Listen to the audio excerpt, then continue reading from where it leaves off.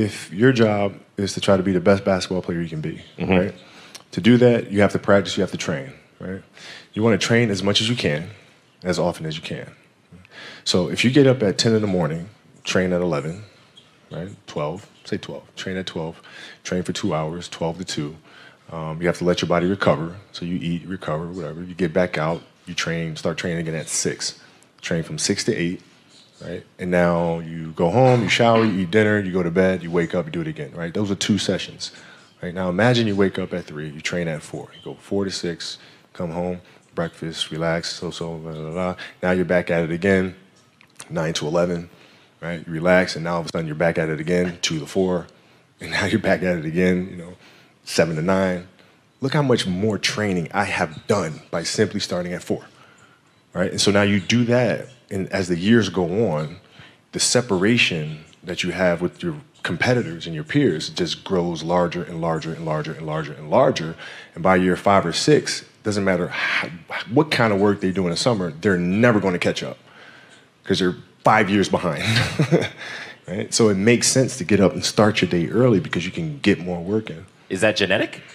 Or is that something you ingrained and trained yourself? No, it was Who taught you that? For me, it was just common sense. Like I can if I start earlier, I can train more hours, and I know the other guys aren't doing it because I know what their training schedule is, right? So I know if I do this consistently over time, the gap's just going to widen and widen and widen and widen and widen, and they won't be able to get that back.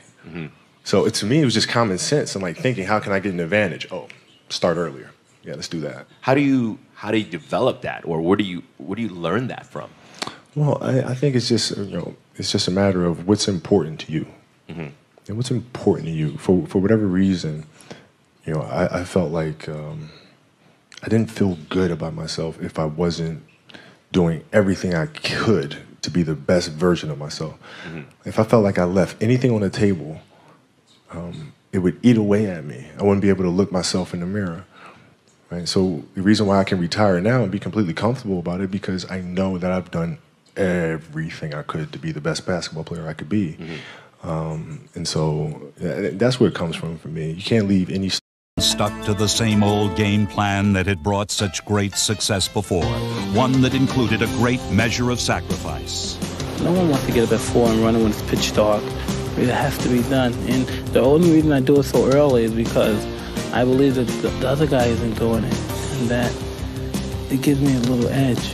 The most difficult part about fighting is the training, because believe it or not, the easy part about fighting is the fighting. To achieve victory, he knows he must repeat steps he has taken many times before. Around a month before the fight, the only thing I think about is just training, constantly training. I enjoy it, but it gets sometimes boring because it's just constantly repetitious, over and over, the same thing, over and over. Snap, you flew like that, there you go, there you go. Train